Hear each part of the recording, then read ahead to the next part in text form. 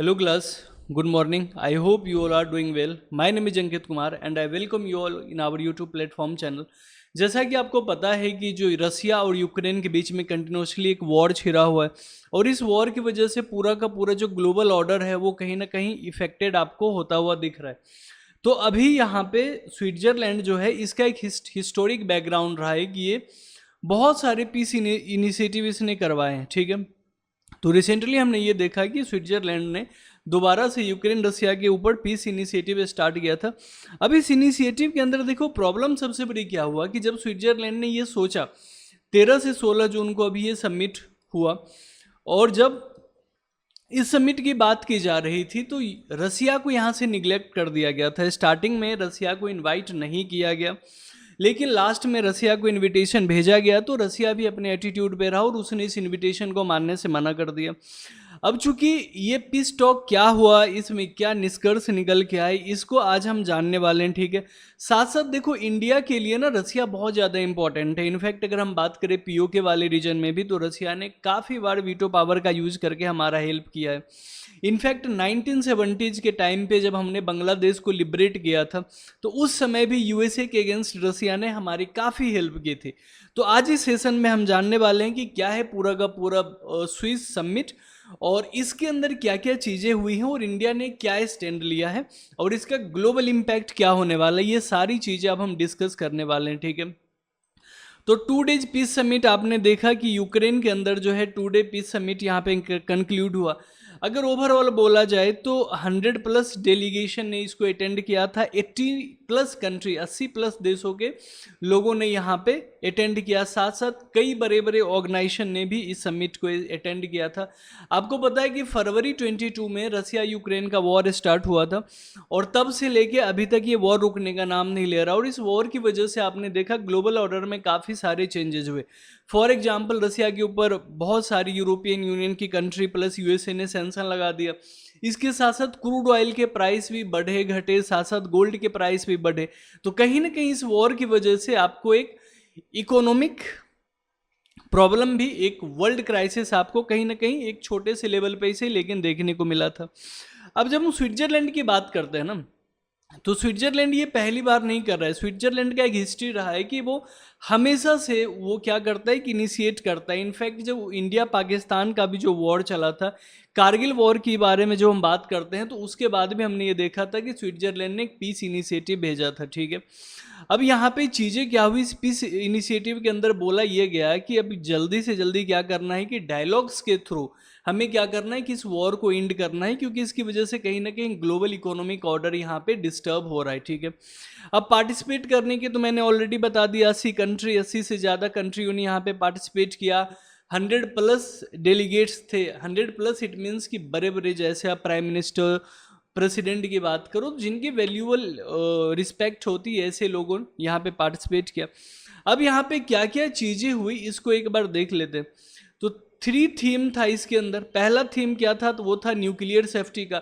आपको पता है कि बहुत सारे न्यूक्लियर पावर प्लांट्स आपको यूक्रेन के अंदर दिखेंगे और इनफैक्ट रसिया भी कहीं ना कहीं न्यूक्लियर पावर के सहारे ही लाइव अपनी जीता है।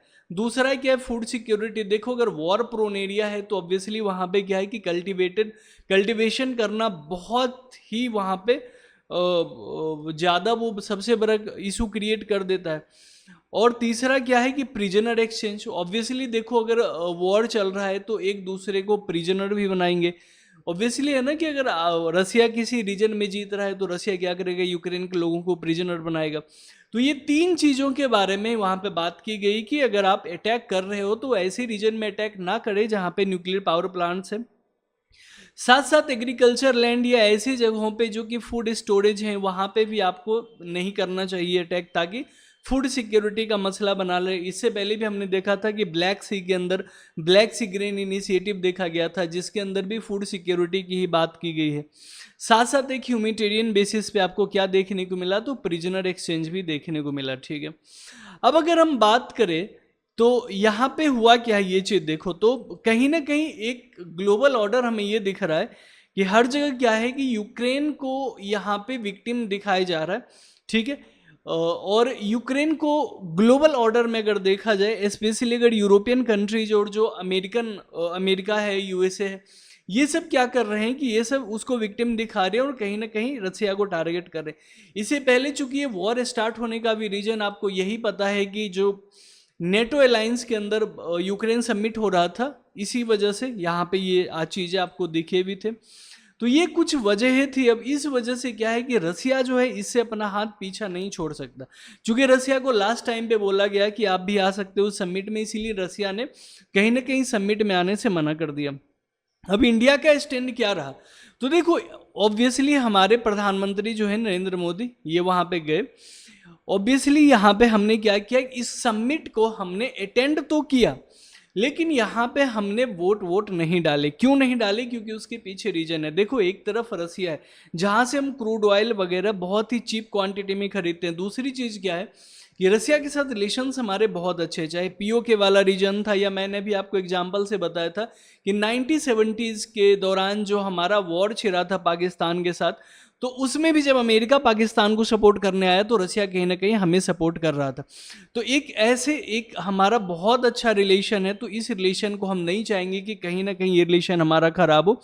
इसलिए इंडिया ने ये डिसाइड किया कि ये जो ज्वाइंट वहाँ पे कम्युनिक हुआ है इसको साइन नहीं किया है। ठीक है, इंडिया ने इसको साइन नहीं किया है, क्योंकि इंडिया कहीं ना कहीं ये समझता है कि रसिया के साथ यहाँ पे नाइंसाफ़ी हो रही है, इसीलिए इंडिया ने इसको साइन नहीं किया है। अगर आप यहाँ देखो तो इंडिया ने क्लियर कर दिया है कि रसिया जो है दो पार्टी में से एक पार्टी है, और चूंकि रसिया पीस समिट में वहाँ पे प्रेजेंट नहीं था, तो एज ए फ्रेंड इंडिया ने भी यहाँ पे इस चीज़ को साइन नहीं किया है। तब आपको एक चीज़ समझना पड़ेगा कि हमारे लिए रसिया कितना ज़्यादा इंपॉर्टेंट है। और अगर हम ग्लोबल ऑर्डर की बात करें तो देखो, इंडिया एक बहुत बड़ी हस्ती, एक बहुत बड़ी ताकत है हमारा देश। चूंकि इंडिया ने साइन नहीं किया तो हमारे कुछ ऐसे अच्छे फ्रेंड्स हैं जिन्होंने रसिया का साथ दिया, like Saudi Arabia, South Africa, Thailand, Indonesia, Mexico, UAE. इन सारे लोगों ने भी जो फाइनल वर्डिक्ट वहाँ पे हुआ था, जो फाइनल कम्युनिक बना, उसके ऊपर इन्होंने भी साइन नहीं किया। ठीक है, तो ये सारी चीज़ें वहाँ पे देखने को मिले। तो फिलहाल एक बार हम और आपको यहाँ पे समझा देते हैं कि जो 3 चीज़ें थे, 3 चीज़ों के ऊपर यहाँ पे इम्फेसाइज किया गया था, और वो 3 चीज़ें कौन कौन सी थी। तो वो 3 चीज़ें अगर आप देखोगे तो पहला था न्यूक्लियर सेफ्टी की बात की गई कि आप जो है कोई भी न्यूक्लियर ऐसा रीजन जहाँ पे न्यूक्लियर प्लांट है वहाँ पे आप अटैक नहीं करोगे।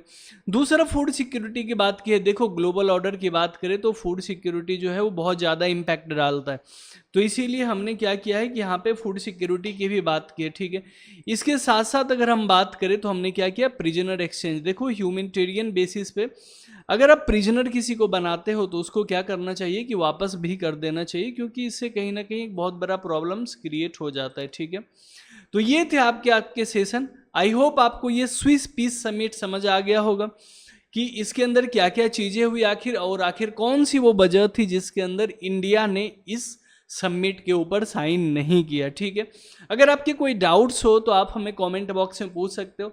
साथ ही साथ अगर हम बात करें हमारे चैनल की, तो एग्जाम ऑन आपके लिए बहुत सारे नए नए कोर्सेस लेके आ रहा है, तो अगर आप चाहे तो उसको परचेस कर सकते हैं। ठीक है, अगर आपकी कोई क्वायरीज हो, चाहे वो हमारे नए कोर्सेस को लेके हो, चाहे वो आपका किसी भी करंट अफेयर्स के टॉपिक के साथ हो, तो आप वो बाकायदा हमें यहाँ पे मैसेज कर सकते हैं। आप कमेंट करके अपनी क्वायरीज को यहाँ पे पूछ सकते हैं। तो मिलते हैं अगले वीडियो में। आई होप आपको ये सेशन पसंद आया हो। तब तक के लिए थैंक यू सो मच।